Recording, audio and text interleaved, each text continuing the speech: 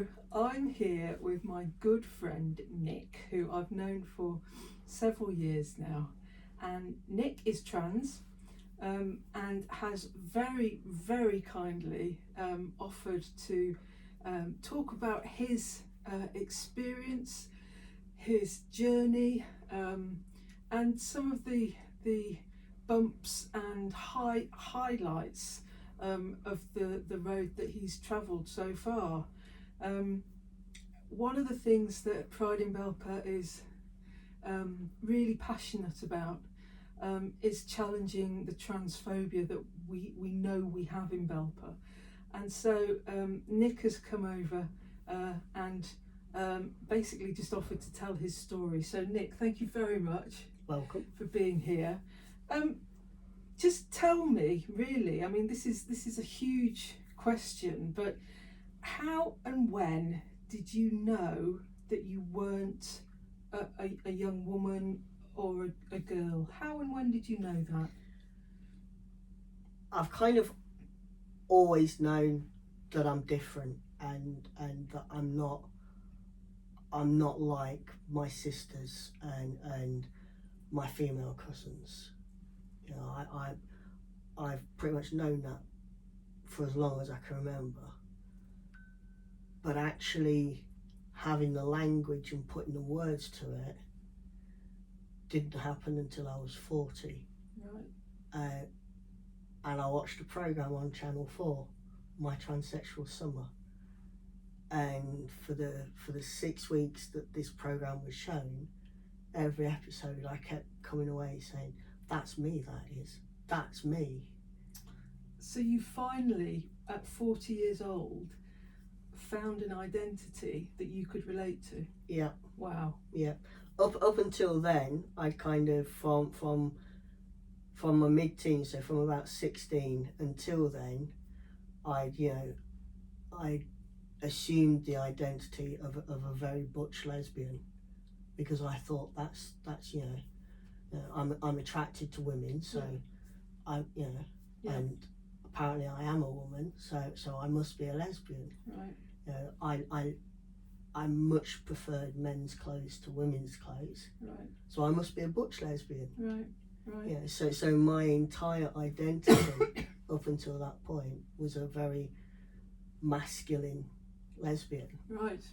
So it wasn't until you saw something very visible in the media that suggested you could be something else other than a butch version of yourself, that you began to actually realise there's a different path for me. Yeah, because previous to that, there'd been programmes on TV about transsexual women, but there hadn't been anything about transsexual men, or as we now say, transgender men. And until this programme happened. Right. And it was very much that light bulb. Right. Yeah. Oh my gosh. Yeah. This is me. Yeah. Yeah. Yeah. And it gave you some of the language I imagine you needed. Well, not at first, because I was still once I got that and I knew that's who I was, it was kind of like, but it was then, but I don't know what to do with this. Right. And I don't know who do I tell, where do I go, what do I do, how do I access this road? Right. Yeah. So can I ask, what did you do? I went to my GP. Right. And just said to my GP, I think I'm a guy. Right. And my GP was brilliant, and their response was, okay, well, we have this clinic in Nottingham, I think I need to refer you there. Right. So it's just like, okay, and it's just, and I was very fortunate, because when I realised, it was just before the language started being spread a lot more over social media and the media. Right. And people started understanding that there were these other genders around. Right. So I kind of just pipped that wave, as it were. Right. Yeah. So you were then surrounded by a bit of understanding in the media about who your new identity actually was. Yeah. How did you, because were you in a relationship when this happened? I was a long term. I'd been with my partner at the time for 8 years. Wow. And it's sort of like every relationship, good days, bad days, and it was having that conversation with her was one of the hardest conversations I had to have regarding my sort of like my identity, and it wasn't received well, shall we say. Right. It's sort of the consensus was that this relationship can't continue. Right. So a huge loss. So I finally at peace with who I am, I guess. Right. But the payoff for that peace was to lose somebody that I really cared for. Wow. Yeah. So there were lots of different stages and consequences to coming out then, and I think when I say coming out, I mean, because as a gay woman, I don't just come out once, I come out most days, really just because society doesn't see anything other than being heterosexual as a norm still, does it? But you had to come out to yourself, you had to come out to people that were closest to you, and then also find the courage and energy to come out to professionals so that you could start to travel down that road differently, I suppose. Yeah, and it's sort of coming out to my partner and coming out to my mum were the toughest. It's sort of and my mum shocked me, because my mum was always a massive advocate of sort of like me being gay, and never had a problem with that. But when I sort of explained to my mum that I'm transgender, it took a long time for my mum to come around. Right. And in hindsight and looking back and having conversations with my mum, I get it now. At the time I didn't. I was very angry with her. But now I understand. She was gaining a son, but she was losing her daughter. Right. It's kind of, so she was having to grieve. It's kind of so I get that. I totally get that. And although we now have a really good relationship, there was for a little while there was that little bit of friction. But I'm lucky in that it did come good. Yeah, I mean, you say you're lucky in that it came good, but it's still a pretty tough journey, isn't it? It's there was stresses, and then once that referral was made by my doctor, it's kind of, it wasn't then just plain sailing. It was there are awful lot of hoops you've got to jump through. Right.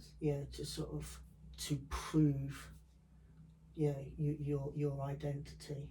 So to prove that you really mean what you say when you say, I know I'm not the gender that I was born. Yeah. You have to jump through hoops. What sort of hoops do you have to jump through? I had to initially I had to have a consultation with a psychiatrist. Right. To get what they knew was my understanding of my gender. I then had to have a consultation with the psychiatrist and a clinical specialist in transgender.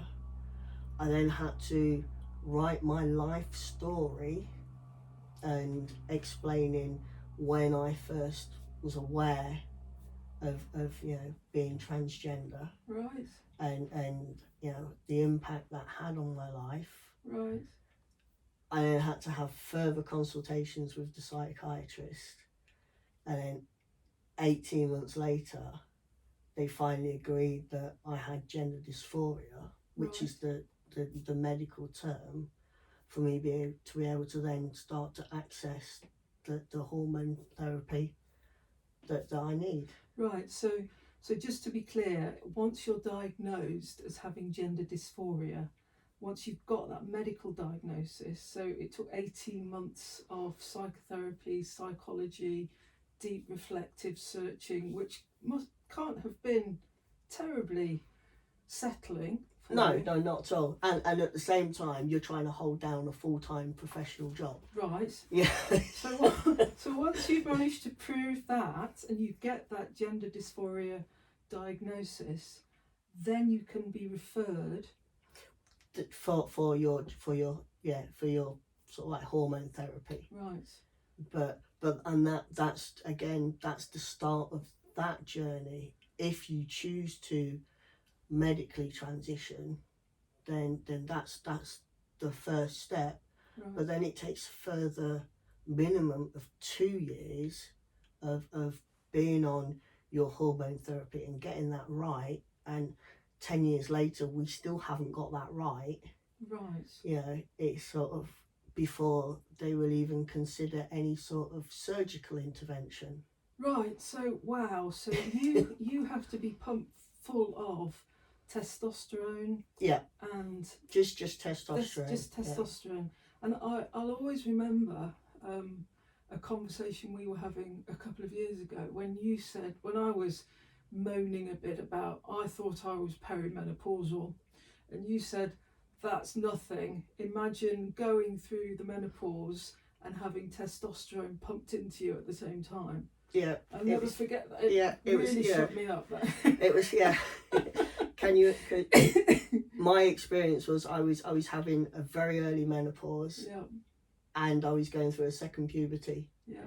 Yeah. So it's kind of like, yay, this is fun. Yeah. Yeah. So all of that, and that's without any medical intervention.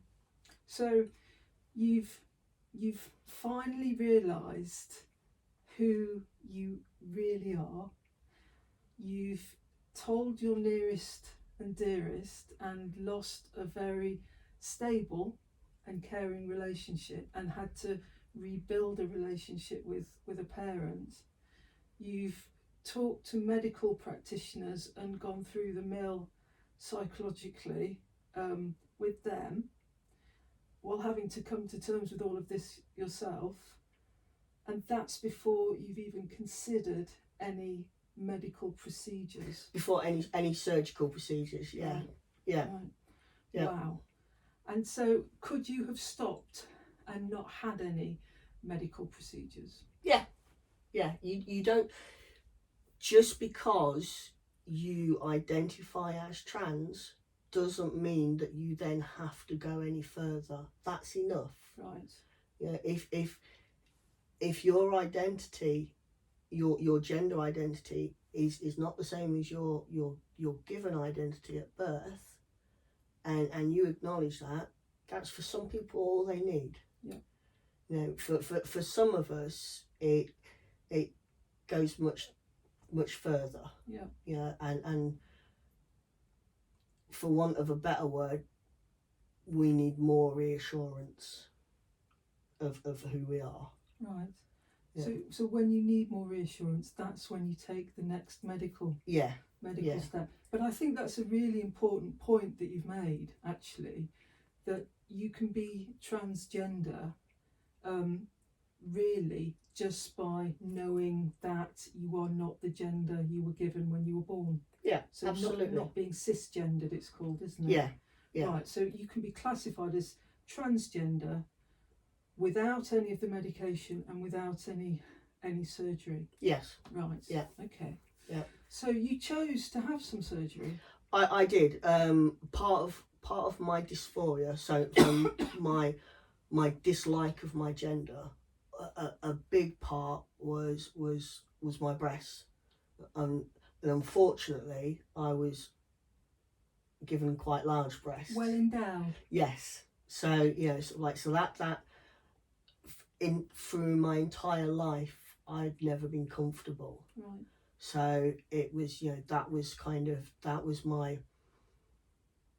my biggest thing was and whilst I still had sort of like my breast, then it was harder for me to be accepted as a trans man. It's because it's very difficult to bind, is what we call the term, to flatten your chest. Sort of like when you're sort of like more well endowed, it becomes much harder, and it's a lot more dangerous because you're constricting your lungs and you're constricting your chest. Wow. So it's sort of that takes its toll. And so trying to wear a binding vest for 16 hours a day becomes really uncomfortable. No, and in the hot weather especially, when you've got that, and then you've got your t-shirt and and whatever else you've got to try and hide your body. That's hard.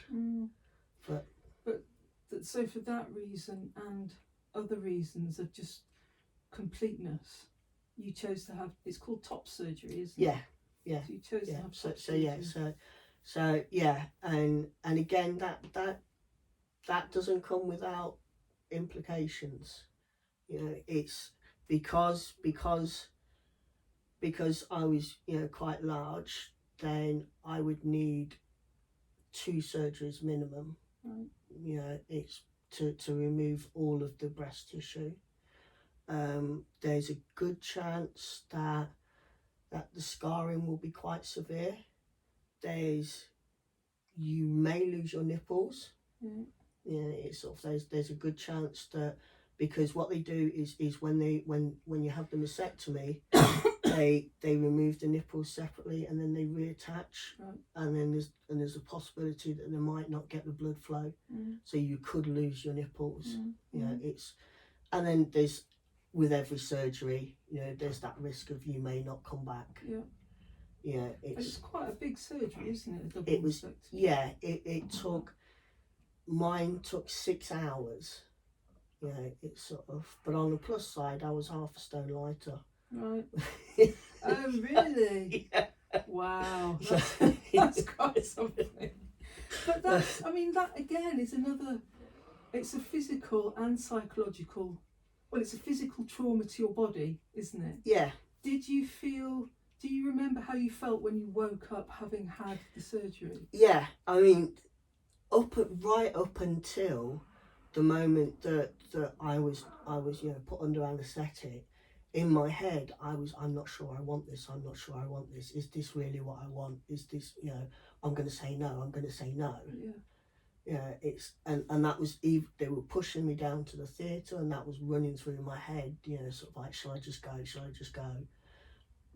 But then when I woke up, and yes, all right, you're in pain, and it's sore, but to look down and see that bandage, I can't describe the euphoria, because that's what it was. It was euphoria. It was like, wow, this is brilliant. And even though I got chest strains coming out of my side, I'm sort of like, yay. This is good, I love it. And it's and it was absolutely amazing. Did you have a sort of epiphany moment of, I finally feel like the person I know I really am? Did you ever have that?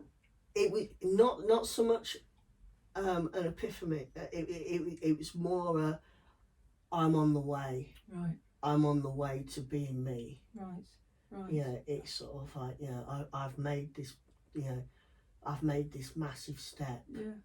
I know what my next step needs to be. And I mean these are all huge decisions and actions that you've had to make and had to go through. Did you have the professional support around you and the social support that you felt you needed? Yes and no.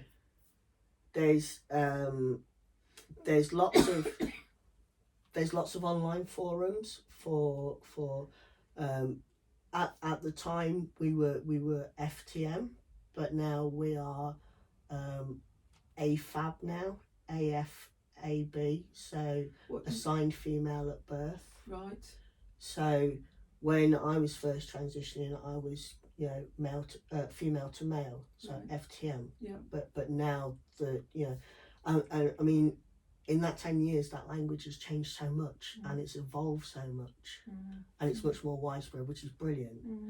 But so there was some online forums that discussed, sort of like who was the best surgeon to go with, and kind of what you could possibly, sort of like, there were horror stories, there was celebration stories, there was you're able to research the surgeons that were offering that sort of like that particular surgery, and their results you were able to see, which was good. But other than that, sort of the only kind of professional medical advice I got was, well, it wasn't even advice, it was the the gender clinic saying, these are the 3 surgeons, pick one. Oh wow. It's just like, it's we will support your decision. Right. And it was more conversations with friends that remained friends after sort of like my explaining about my gender, and conversations with them, that I was able to sort of like make that informed choice, I guess. And I suppose, I mean, my experience of information that's widely available for people who know they are a different gender from the gender they were given when they were born is very much for younger people at the moment. So by that I mean sort of under 25. You didn't realise until you were 40. In terms of, we all need a niche, and we all need a friendship group that we can identify with, don't we? Or a support group we can identify with. Has that been, I mean, I'm not saying you're old now. I'm not. But I am. Well, I am. But I'm not as old as you. Yes, thank you. Thank you. But in our not even twilight years, middle-agedness, do you think there's the same level of understanding and support available for trans people, men and women, or even non-binary people that are a little bit older? I would say no, would be my instant answer. There are lots of support groups. There are lots of trans support groups online and physically. Yeah. But a lot of the support groups that I've accessed are predominantly trans women. Yeah. And sort of like and much older retired trans women. Right.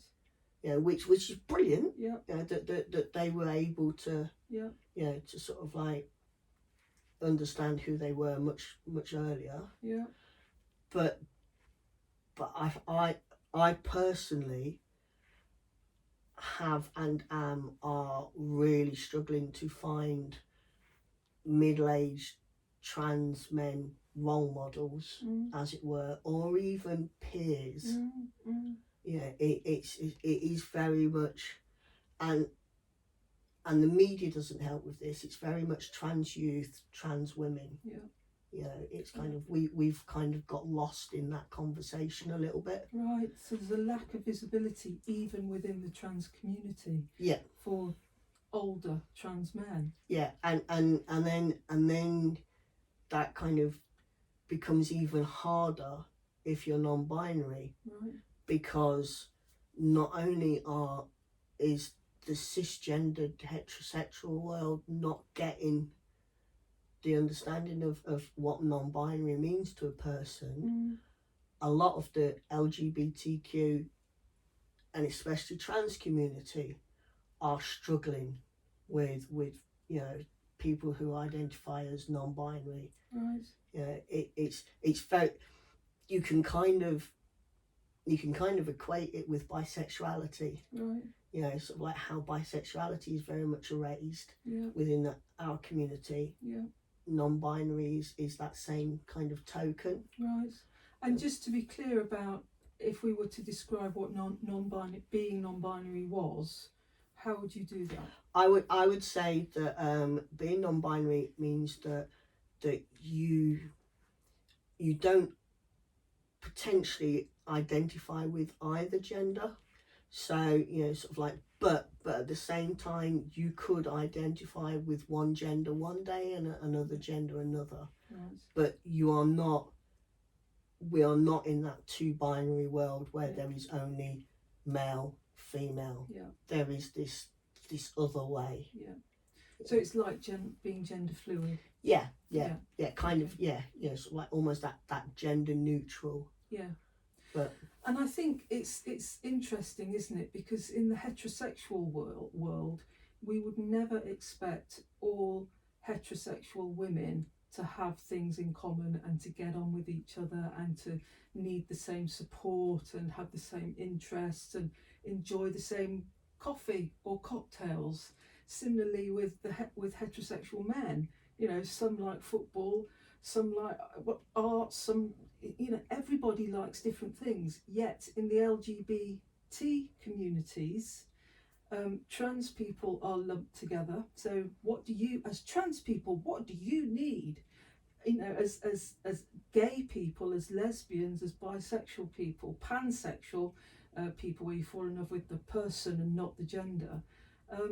Again, everyone is so different. So there are different expectations, aren't there, in the heterosexual world to the non-heterosexual world. Yeah, and we're all, you know, unfortunately we're all slaves to stereotypes. Yeah, and it's always assumed that we will be that stereotype. Yeah, and often that's not the case. Yeah, it's just, it can be very difficult, and what makes it even worse is when people then don't accept who you say you are. Right, so I was going to ask you this. So it's some of your, what I want to know, and again, only if you want to share this, but some of the worst moments and some of the best moments about being you, Nick, a trans man. What have been some of the worst moments? Oh gosh,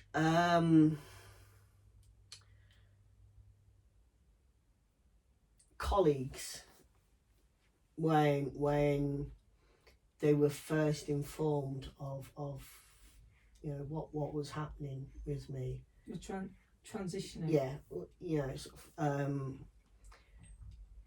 misgendering me for a very long time.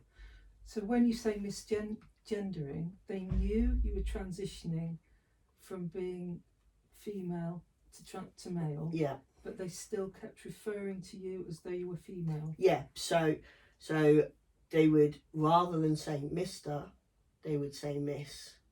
Rather than him, they would say she. Right. And although it was taken to my managers, nothing was done about it. Right.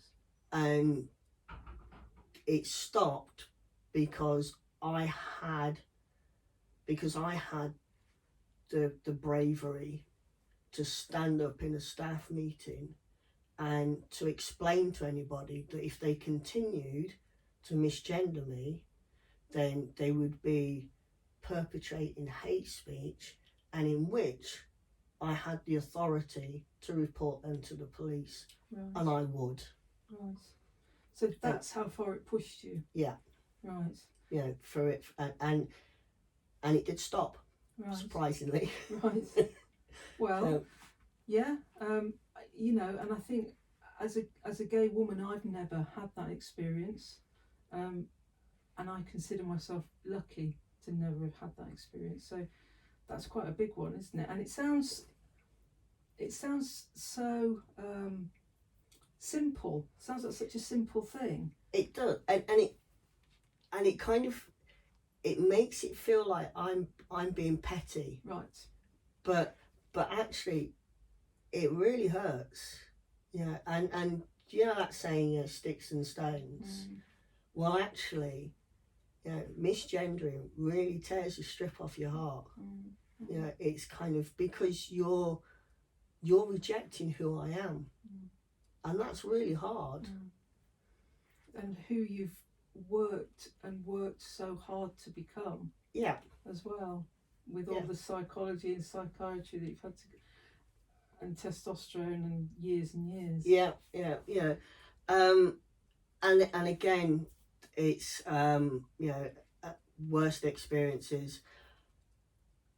I'm gonna say right at the beginning of, well, not right at the beginning, a few years into my transition, you know, where it was I was starting to present very much male. Yeah, it's I was very ill and had to go into a hospital. Right. And I had to spend 18 hours in a corridor on a bed, feeling really unwell because they couldn't decide which ward they were putting me in, because at that time I hadn't got my gender recognition certificate, so my records were still stating female, even though I was saying that I'm trans. Right. Yeah. So even though becoming a trans man is a declaration of self-identity, you were left in a corridor for 18 hours, very unwell, while the hospital decided whether to listen to you or not, because of some gender recognition paperwork. Yeah, and because they were more worried about what their other patients would say than they were about me. Than how you would feel. Yeah. And in the end, they put me in a side ward on a mixed ward, in a side room on a mixed ward. Right. So they didn't have to make that decision. Yeah. That sounds very painful. But yeah, and at the time, you know, it's kind of.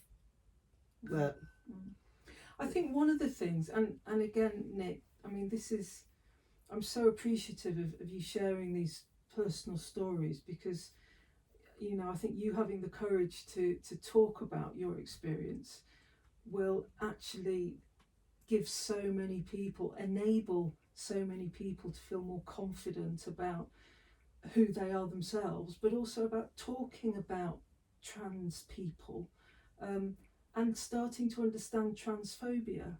So, you know, like racism and sexism can be so subtle, you know, queue jumping, the language that's used. Transphobia can also be very, very subtle. Yeah, and it presents itself in so many different forms. Because it can be something as obvious as being misgendered. Yeah. Or it can be something as subtle as, you know, conversations and alluding to misgendering. Right. Yeah. Or alluding to they're not quite convinced. They're not convinced that you're really a man. Yeah. Right. Yeah. Okay. And it's sort of and every time you come across that transphobia, it's another, you know, it's another cross that you've got to bear. Yeah, and after a while, those crosses, they get really heavy. Yeah. Yeah, and it gets harder and harder to actually fight that. Right. Yeah, and it's sort of like, and that's when that support network that we've cultivated and took so long in building becomes so important, because then they will take on some of those crosses for you. Yeah, and makes it that less painful. So transphobia really is as painful as any hate or bullying that anybody's experienced. Yeah. I mean, there are days when I dread looking at my phone because I don't know what I'm going to see on Twitter that day. Right. You know, or I'm going to see on Facebook. Right. And, you know, I've stopped buying newspapers because I don't want to see those daily tirades. Right. Yeah. And some people would say, well, don't look on social media then. It's not that hard when we live in a digital world. Not that easy, should I say. No, it's very hard not to. When our lives have become screens. Yeah. And especially during the pandemic, when that is all we have. Yeah. But also, why should you stop? Exactly. Yeah. You know, why are we not saying why aren't they stopping? Yeah. And I think that's why we need allies, isn't it? That's why the trans community need allies for generic trans rights, but also to support individuals who are trans, because everybody's needs are different, as you've explained so eloquently. Yeah, and it's just and it, you know, it could be you being that ally for one person can make the difference to an entire community. Yeah, and by listening and giving one person a voice, that person is then going to go to somebody else and giving them a voice. And that's kind of partly why I agreed to do this, by listening to me and my voice and my story. Hopefully people will realise that this is not, one, a choice, and two, it is certainly not an easy get out. You know, it's, if I could choose not to be transgender, I would have. Right. But I can't. Yeah. So it really hasn't been a choice. Not at all. Has it? No. And I think sexuality and gender identity isn't a choice. And you know, we've got a fantastic builder working with us at the moment, and he simply said to me and Helen, my wife, well, you can't help who you fall in love with. And it, you know, it really is that simple. You can't help who you are, and you can't help who you fall in love with. I think you've had some really, and I know there have been so many more awful experiences that you've had. Tell me something really great that's happened as you, Nick, a trans man. The first time I was ever called sir, I had to look around, and then I was sort of like, oh, that's me, that is. and it was just like, again, you know, it was just like that validity, that you see me, you know, was just absolutely amazing. And actually some of the friends that I've made and the allies that I've made, you know, had I not taken this journey, I would never have met those people, and those people have really enhanced my life. So, you know, it's sort of, I think that's very, very powerful, and it's the absolute antithesis of misgendering you, isn't it? It's acknowledging your gender, the gender that you know you really are, and I think that's really powerful. It's that you see me. Yeah. Which is why visibility is so key, isn't it? Yeah. And I think one of the things about Pride in Belper this year is that we chose to use the progress flag with the brown and black in there, because we believe that Black Lives Matter. Absolutely. But we also put the trans pink, sky blue and white colours in there as well, because we believe trans lives matter. Now, of course, everybody's life matters. Of course, we know that. but some people's lives, because they're in a minority, actually need more visibility, so need pushing forward so that society can be levelled up a bit more. Yeah. It isn't about, there isn't, as I said to you earlier, there isn't that hierarchy. It is about actually, these people are on the fringes of our community. We need to bring them into the centre of our community so that we can be a whole community. And that's what it's about. So like saying, people of colour who are LGBT, their lives certainly do matter.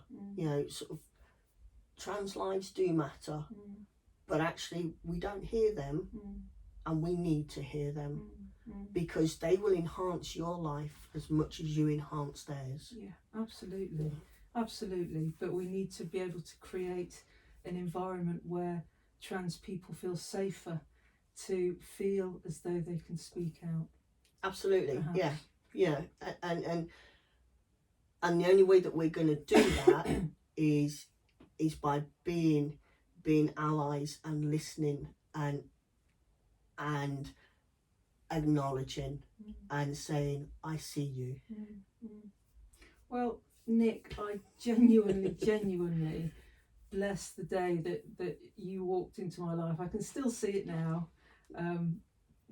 I was at work and we met up and had a coffee, and the amount that I've learnt from you about you and your journey and about being trans generically, but also I think you've given me so much courage and confidence as somebody with disabilities, because we share mobility needs, don't we? We do. So we're intersectional in that respect. Yeah. But Nick, I genuinely blessed the day that I met you. Thank you so much for talking so honestly and so with so much courage today. We've only scratched the surface of your story, but what a story it is. We haven't got time. No, we haven't got time. Not this year. But Nick, thank you. You are most welcome. Thank you for having me. Very welcome. Whew.